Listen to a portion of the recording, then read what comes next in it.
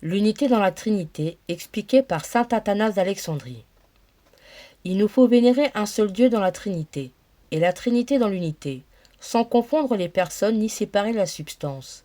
Car autre est la personne du Père, autre celle du Fils, autre celle de l'Esprit Saint. Et pourtant le Père, le Fils et l'Esprit Saint sont un dans la divinité, égaux dans la gloire, coéternels dans la majesté. Tel est le Père, tel est le Fils, et tel est l'Esprit Saint. Le Père est incréé, le Fils est incréé, l'Esprit Saint est incréé. Le Père est immense, le Fils est immense, l'Esprit Saint est immense. Le Père est éternel, le Fils est éternel, l'Esprit Saint est éternel. Et pourtant, il n'y a pas trois éternels, mais un seul éternel, ni trois incréés, ni trois immenses, mais un seul incréé et un seul immense. De même, le Père est tout-puissant, le Fils est tout-puissant, l'Esprit Saint est tout-puissant. Et pourtant, il n'y a pas trois tout-puissants, mais un seul tout-puissant.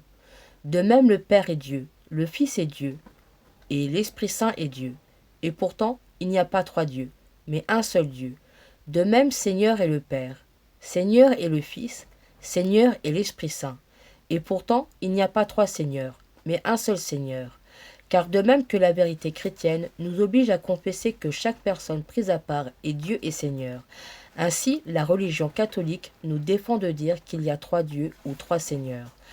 Le Père n'a pas été fait par personne, ni créé ni engendré.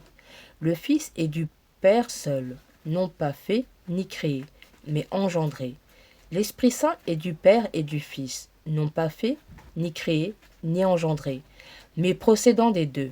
Il n'y a donc qu'un Dieu et non trois dieux, un Fils et non trois fils, un Saint-Esprit et non trois Saint-Esprits.